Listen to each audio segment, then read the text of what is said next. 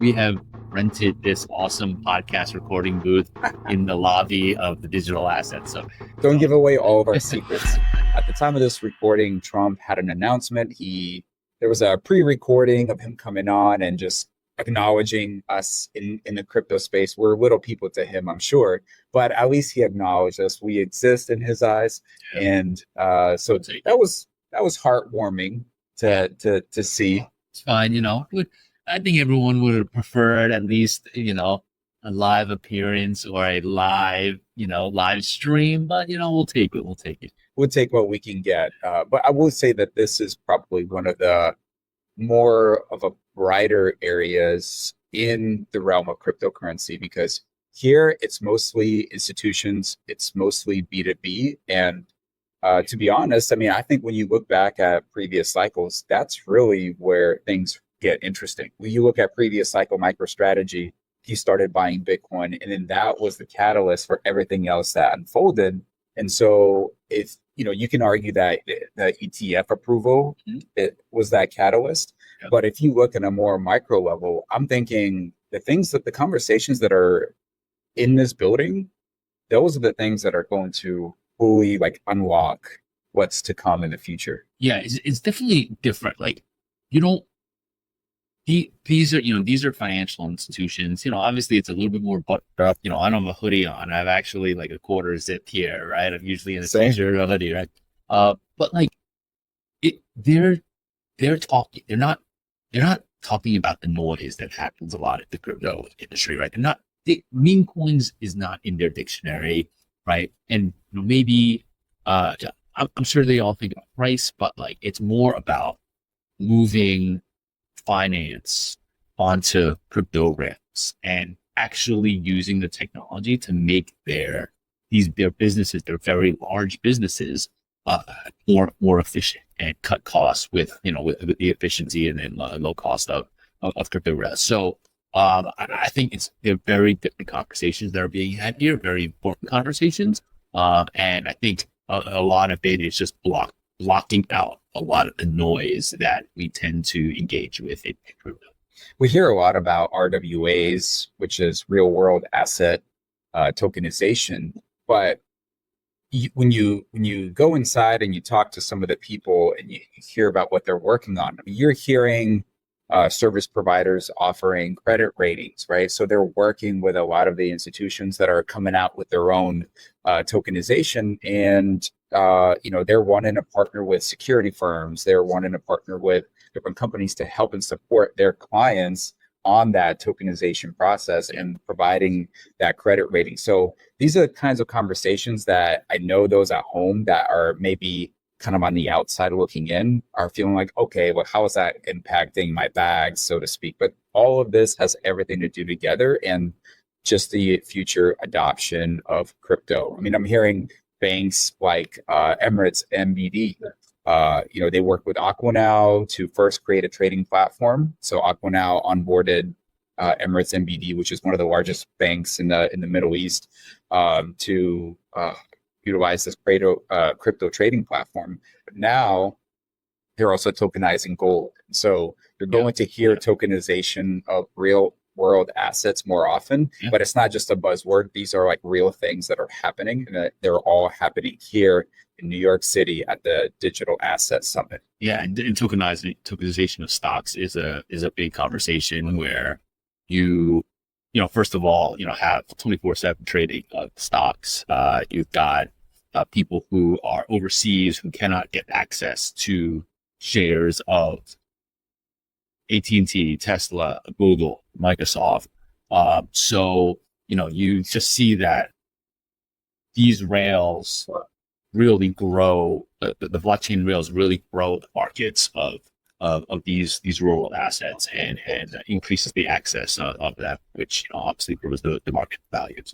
Yeah, you mentioned stock market trading 24/7, which is something that NASDAQ is looking to implement. Literally, crypto forced NASDAQ to innovate and go to 24/7, right? Yeah. If that's not a win for crypto, I don't know what is. Absolutely. Which now they're saying, okay, we're going to be 22/7, not 24/7. Right? 22? They need 2 hours to whatever. maybe use the bathroom, But, on one hand, you have the traditional world that is trying to keep up with crypto. And then on the other hand, you've got protocols like Injective that are tokenizing NVIDIA, traditional stocks, and they're tokenizing them. And so you're seeing this convergence of both sides come together. And what's going to happen when the lines are blurred? That's going to be really interesting to see what's going to happen with the NASDAQs of the world or with the Injectives of the world. Yeah. But that's the cool thing, right? Like there's more options for end users, right? If they want a specific, if they want the kind of, the legacy system of NASDAQ, but now available more hours, they'll go towards NASDAQ. But if they want something like Injective that is building, or, the big RWAs like Ondo or Centrifuge, like that kind of permissionless access to it, and they'll go with that. So more choice is going to be ultimately better for the end user and the builders. Yeah. So a lot of excitement, but let's be real. There is a little bit of a cloud hovering over not just the crypto industry, but just macro as a whole. Yesterday, at the time of this recording, we've had the FOMC meeting. Jerome Powell spoke, and right now they're looking to hold the rate steady. They're not looking to make any rash decisions. They feel the economy is still pretty strong, and so now there's a projection that maybe we'll see 2 rate cuts this year. Maybe sometimes in May, June. That's what earliest predictions are. But honestly, regardless of what happens on that end, it's just important to just stay present because there's a lot of great things that are happening here in crypto. Yeah. I just think one of those things is just there is a lot of uncertainty.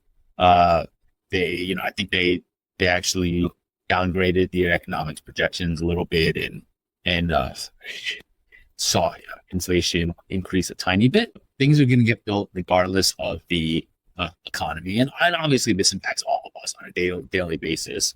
The uncertainty is not great for the markets, but we're seeing in this digital asset summit that some of the largest financial institutions in the world going really hard to improve their businesses with blockchain at the center. So, despite focus is on tech. It's not on macro, and it's also not on marketing, Mike. Like this whole Solana drama.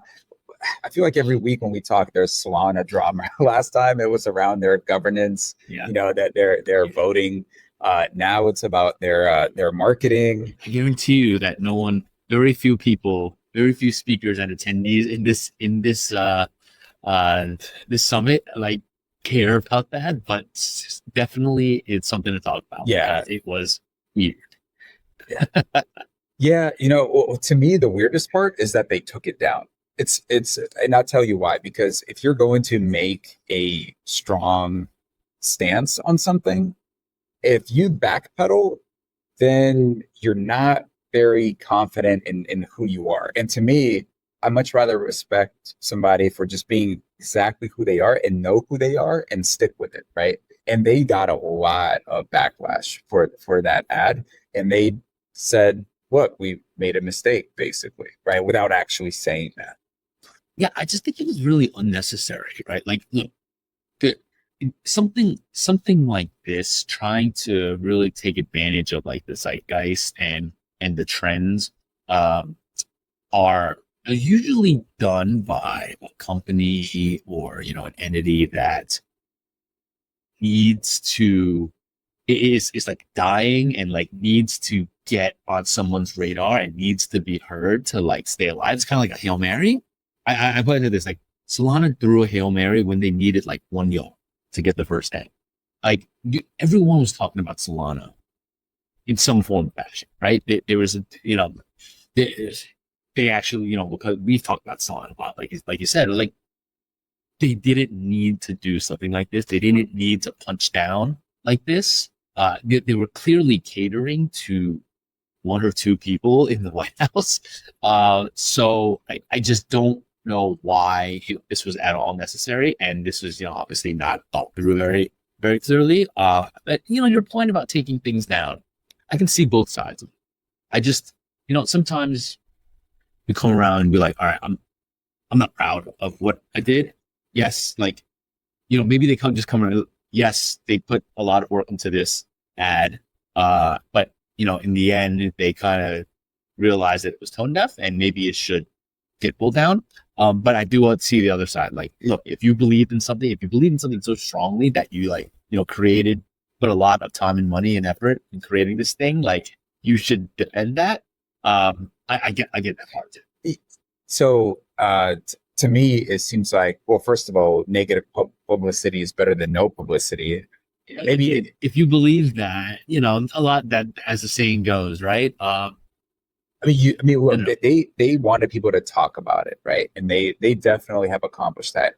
Is there one Coinbase commercial that you can think of and explain to me right now and describe it to me, because it left such a lasting impression on you? I actually think their Super Bowl ad with just the bouncing around code was not great, but I remember that. And that like crashed their site.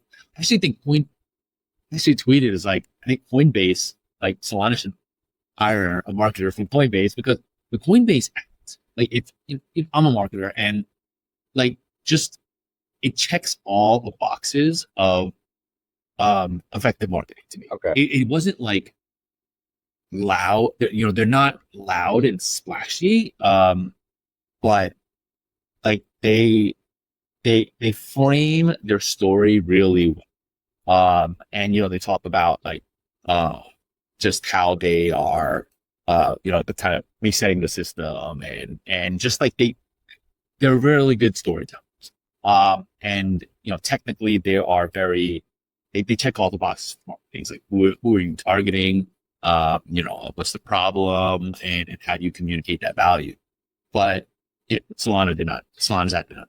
I'm also wondering how much of this is them feeling the pressure of needing to maintain their momentum, right? Because let's be real, like, they've been gaining a lot of momentum, and that means that the expectations are going to constantly be higher. And so if you're on the cutting edge of technology and always trying to push the boundaries, maybe they felt like, from a marketing perspective, they need to do the same, right? Not trying to give them, cut them some slack. Yeah. Right, exactly. Not trying to justify it, but just trying to say, okay, I understand where that mistake may have come from.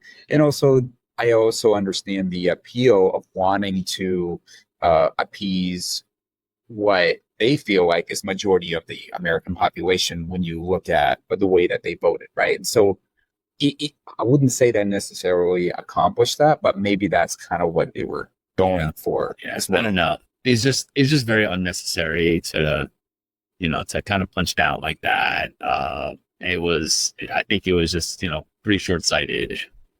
But it's gone. Ultimately, I think nothing's going to happen to Solana. I don't think this is going to remain a stain on who they are. I don't think people are going to not build on Solana because of this. Small sample size, very small sample size. But I have spoken to a couple of builders that said, I was actually thinking about building on Solana, and they're rethinking it. I don't know what will happen if this will pass, or they actually make the decision to go somewhere else. Very small, there's like 2 or 3 people, less than a handful, that actually said, I'm rethinking my decision. Yeah. Because that's pretty powerful. Like, that's a pretty powerful kind of negative connotation. We'll see. Obviously, these are our personal opinions, and none of this is financial advice, nor is it represent anything outside of who we are as people, as individuals. But that's basically it, guys. Solana, a little bit of drama, which I'm sure you already heard about, Digital Asset Summit, and the FOMC. Those are the main topics that we wanted to cover. And if you enjoyed this episode, please like the video, subscribe, share it with your friends. Let's get more educated about what's actually happening around crypto, and let's get it going. All right, guys. See you guys in the next one. See you.